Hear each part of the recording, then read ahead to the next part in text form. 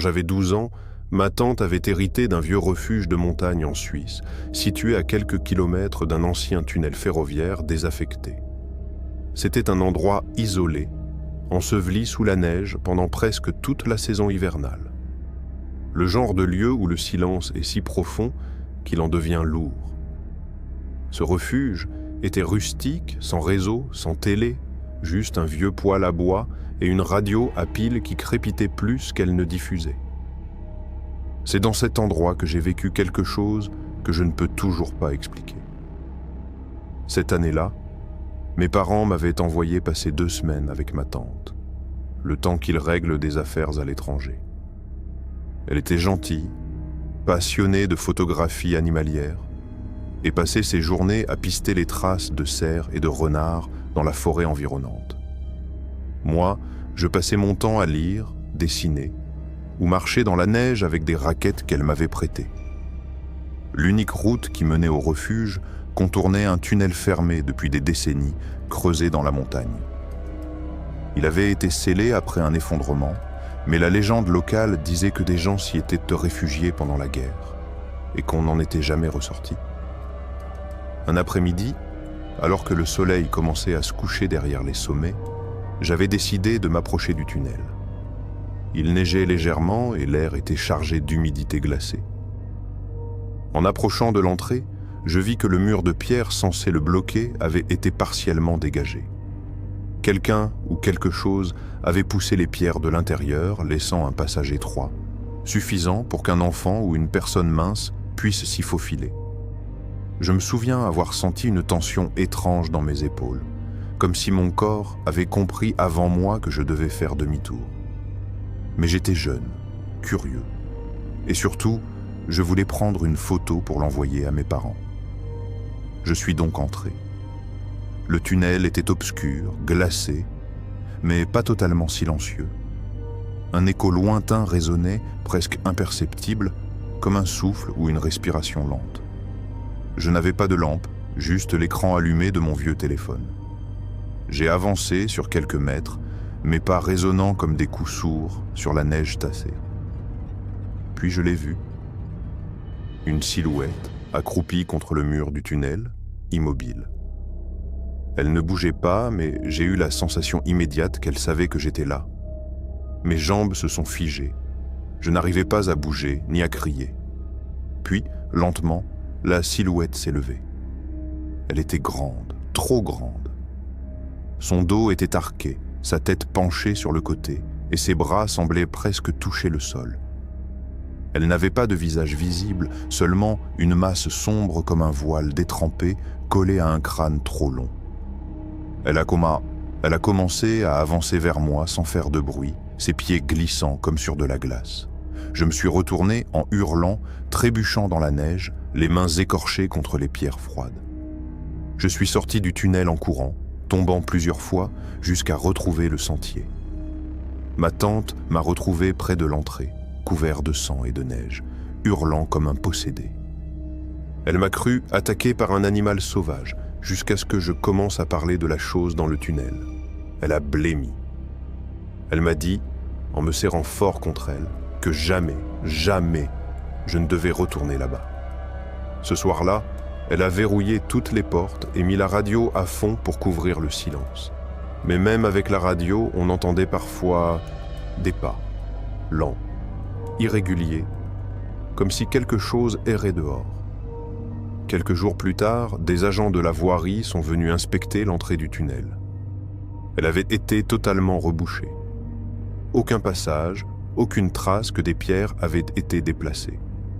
Ma tante et moi n'avons plus jamais parlé de ce jour. Elle a vendu le refuge quelques années plus tard. Parfois, je rêve encore de cette silhouette. Et dans mes rêves, elle me reconnaît.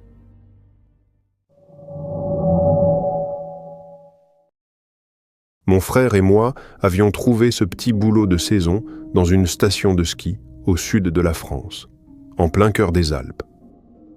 On devait entretenir les chalets vacants entre 2 locations, vérifier la plomberie, allumer le chauffage, dégivrer les canalisations. Rien de compliqué, juste des trucs qu'aucun touriste ne voulait faire. L'ambiance était tranquille.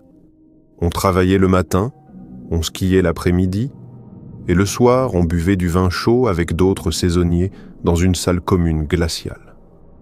Mais je n'oublierai jamais le jour où on a dû s'occuper du chalet 7. Ce jour-là, il faisait un froid à couper le souffle. Le genre de froid qui vous mord à travers les gants. La station était quasiment vide à cause d'un avis de tempête annoncé. Mon frère, Nathan et moi avions reçu l'ordre d'aller vérifier le chalet 7 qui avait été signalé comme en activité, malgré qu'il n'y ait aucune réservation officielle dans le système. On nous a dit que c'était sûrement une erreur d'enregistrement, mais qu'il valait mieux s'assurer que tout allait bien. Le chalet 7 se trouvait à l'écart, isolé dans un petit recoin boisé. On y accédait par un sentier verglacé que même les dameuses évitaient. On y est allé en raquette, poussant la porte grinçante du chalet après avoir constaté que de la fumée s'échappait de la cheminée. L'intérieur était éclairé par une lumière orangée. À l'entrée, il y avait des chaussures alignées et des vestes accrochées qu'aux opatères. Tout donnait l'impression que des gens y séjournaient. Mais il y avait un problème. Personne n'avait loué ce chalet depuis plus d'un mois. Nathan a commencé à appeler. « Bonjour, il y a quelqu'un ?» Mais aucune réponse. Juste ce craquement constant du bois qui travaille. On a fait le tour, pas un bruit. Mais sur la table, il y avait 2 tasses encore chaudes. Et des miettes de pain, comme si quelqu'un venait à peine de prendre son petit déjeuner. J'ai eu un frisson, pas seulement à cause du froid. Nathan, lui, semblait plus intrigué que préoccupé. Il a même plaisanté. Peut-être que ce sont des fantômes qui payent en liquide.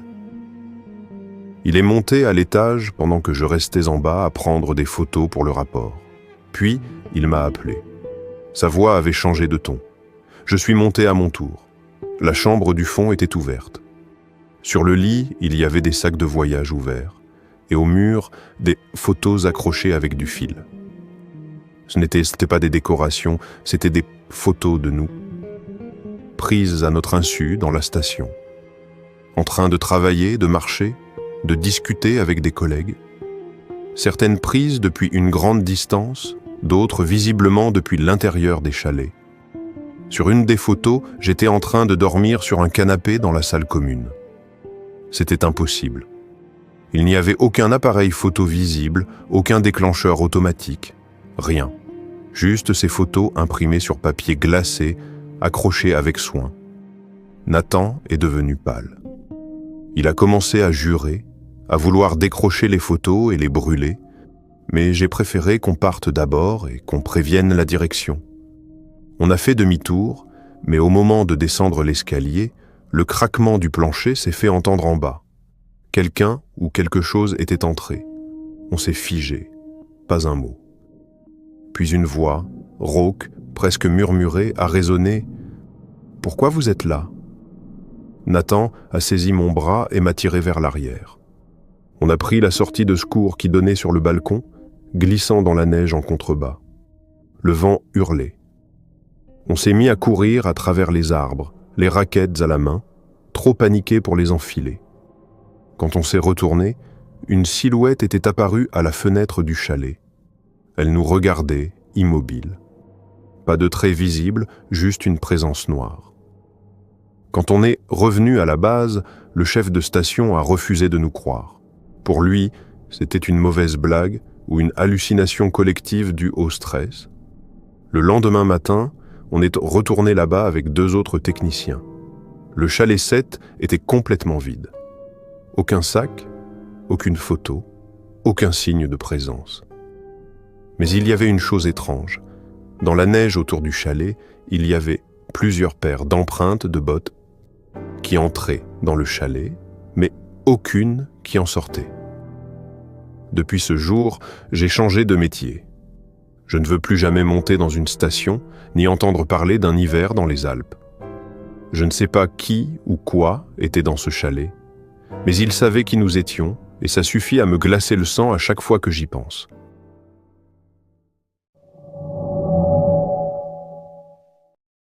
Il y a 2 hivers, je suis parti passer une semaine en solo dans une cabane louée via un site obscur.